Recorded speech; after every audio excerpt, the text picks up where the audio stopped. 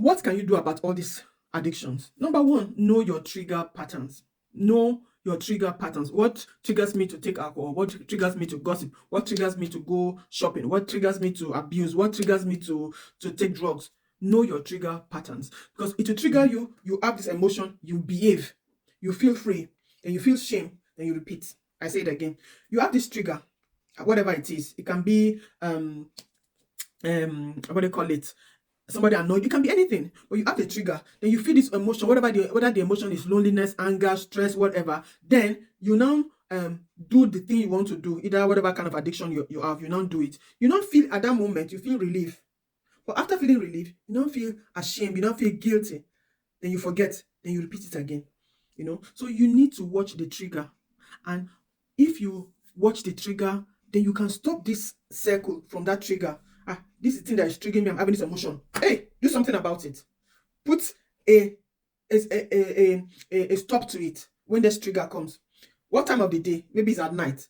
Check Facebook. Sometimes Facebook, when I'm going through Facebook in the night, some things that is coming, I'll be wondering, I'm not following these people. Why is this thing coming to my timeline? So you tell yourself, hey, night, no Facebook. Night, no Facebook, for example. So know the trigger. Know the trigger. It can be the time of the day. It can be a particular situation. It can be a particular person. It can be a particular urge in you. Know what that trigger. Awareness is the first weapon. Know whatever triggers you. Secondly, don't just remove that thing. You understand? Replace it. For example, let's use that Facebook, for example, as an option. You know that when you use Facebook in the night, some things come that you did not bargain for.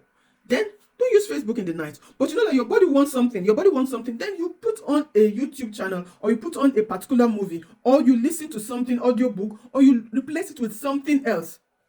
For example, if you're the person that also maybe you're always shouting, you want to stop to shout. You now see, this person triggers you.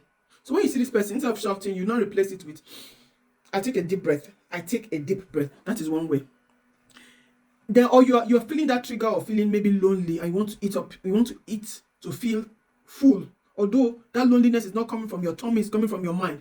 So instead of eating, maybe you look for what to drink.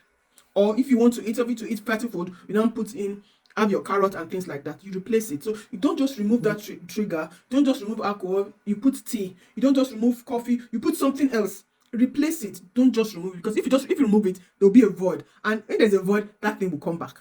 It's only a matter of time. That thing will come back. So don't just remove, replace it. First, find out your trigger. Second, don't just remove, replace. Third, build emotional regulating skills. Like I said, keep catching yourself doing it. For example, I can be a workaholic. So when I catch myself walking and I just realize, Ify, shut down. I tell myself, shut down. I let go of everything. And I relax. Deep breathing is one. Grounding is the other one. Journaling, naming your emotion, going for a walk, practicing silence, stretching. Build emotional regulating skills that will help you. Silence is very good, but some people find it difficult. Then go for a walk. Start with going for a walk. Start with journaling. Start with naming that emotion that is coming in. You give it a name. You see that it will lose its power. So the more you are able to catch that emotion that is coming up in you, anger, greed, annoyance, bitterness. When you catch it and tell it, this is bitterness, you say, I don't want to be bitter.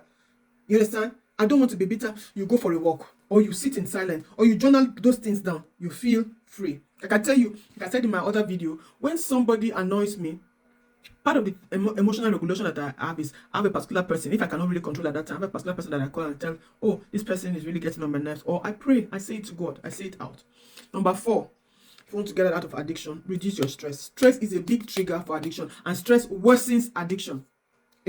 Stress worsens addiction. So reduce the kind of stress. What is making you not sleeping in the night? Reduce it. Reduce every kind of pressure. I keep saying that there's this masterclass I did. It's called Power Over Pressure. Choose power. Choose to control the things you can control in your life. So reduce stress, reduce pressure, slow your schedule. Slow down, calm down, be calming down. Like I said, I used to say to myself, Coach, if you be calming down when a lot of things are coming on my head, I say to myself, be calming down. Create routines, systems, structures. They help you reduce stress. And when stress is reduced, those addictions start disappearing. Learn to declutter your environment. Too much things in your environment gets in your head, and you're looking for relief. Learn to say no when you have to say no, and reduce toxic people in your life. They trigger stress. They trigger stress in you. The next, number 5, is environmental changes. Remove any form of triggers around you if you can. Or remove yourself from that environment that causes you to get triggered. So if you are staying in a place whereby drugs are being sold, try and get this out of that place. If you know friends, if all your friends are taking drugs, change your friends. If you have all your friends are always gossiping, always complaining, change them if you can, or remove yourself from them.